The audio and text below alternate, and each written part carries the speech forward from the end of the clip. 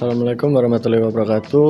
Kita dari perwakilan dari kelompok 6 akan membacakan presentasi dari kelompok 8 yang berjudul Analisis Desain Buruk dalam Perspektif Visual. Yang pertama ada anggota kelompok yang berjumlah 4. Terus masuk ke pendahuluan. Yang pertama ada pengertian umum. Desain interior adalah penataan ruang untuk fungsi, kenyamanan, estetika, dan kesehatan. Jika prinsip ini diabaikan, maka lahirlah desain buruk yang merugikan pengguna.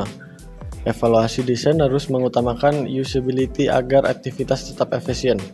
Terus yang kedua ada pengertian khusus. Desain yang baik adalah penerapan prinsip desain yang tepat untuk memenuhi kebutuhan serta tata letak yang sesuai dengan kegunaan. Desain buruk adalah desain yang tidak mempertimbangkan salah satu prinsip dan hierarki informasi dalam tata letak. Terus gambarnya seperti ini. Lanjut yang kedua, alur penilaian kelompok. Oke, untuk alur penilaian kelompok, yang pertama ada identifikasi masalah. Dapur dan kamar mandi digabung dalam satu ruang. Muncul masalah higienitas, kenyamanan dan keamanan. Untuk yang kedua, analisis dan arsitektur. Tata letak tidak memisahkan zona bersih dan zona basah. Desain tidak sesuai standar interior. Kemudian yang ketiga, analisis fungsionalitas. Ruang tidak efisien untuk aktivitas memasak dan mandi. Toilet saling mengganggu. Kemudian yang keempat, analisis estetika. Tampilan ruang tidak enak dipandang, sumpek dan aneh. Nah, kemudian untuk rumusan masalah. Untuk rumusan masalahnya, yang pertama ada mengapa penggabungan dapur dan kamar mandi dinilai sebagai desain yang terburuk. Lalu yang kedua, apa dampak negatif yang ditimbulkan terhadap kesehatan, kenyamanan, dan keamanan penghuni. Tujuannya untuk menganalisis alasan desain dapur dan kamar mandi dianggap buruk. Lalu manfaatnya yang pertama ada menambahkan pemahaman pentingnya higienitas dalam desain interior. Dan yang kedua ada memberikan wawasan bagi kelompok untuk menilai desain secara kritis.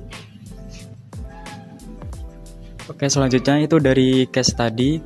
Kasus yang pertama itu adalah sebuah ruangan apartemen kecil menggabungkan dapur, yaitu dari kompor, kemudian wastafel, dengan kamar mandi yang di dalamnya itu ada toilet dan bathtub. Masalah yang muncul itu dari higienitas yang rendah, yaitu makanan beresiko terkontaminasi, kemudian yang kedua tidak nyaman, bau, kelembapan kamar mandi masuk ke dapur. Yang ketiga itu tidak aman, yaitu resiko api kompor dekat dengan air, listrik, dan tirai bathtub. Kemudian dari kesimpulannya dan saran, kesimpulannya adalah desain dapur dan kamar mandi adalah contoh nyata bad design, tidak memenuhi prinsip higienitas, fungsionalitas, dan estetika. Saran dari kelompok itu memisahkan dapur dan kamar mandi dengan skat atau minimal partisi. Jika ruang sempit, gunakan desain modular dan ventilasi untuk mengurangi bau dan kelembapan. Desain harus fungsional, aman, higienis, nyaman, dan mendukung pengalaman penghuni. Jangan hanya fokus hemat ruang, tapi juga pikirkan kesehatan dan keamanan penghuni. Berikut adalah referensinya.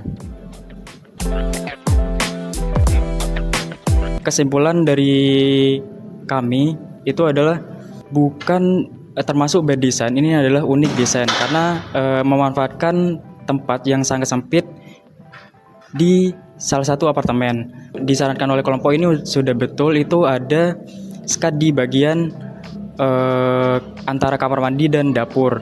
Mungkin yang tidak diperlukan itu seperti bathtub. Mungkin bathtub nanti diganti dengan shower saja agar kamar mandi tersebut lebih luas dan berfungsi dengan semestinya. Kemudian yang kedua itu adalah dari segi warna kemudian desain ini sudah satu kesatuan karena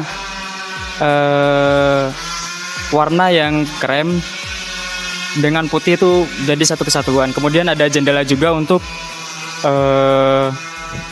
memberikan udara masuk. Itu kesimpulan dari kita bahwasanya bukan bad design tetapi unique design. Untuk dari segi tema, kelompok kami mungkin agak setuju lah ya tentang temanya.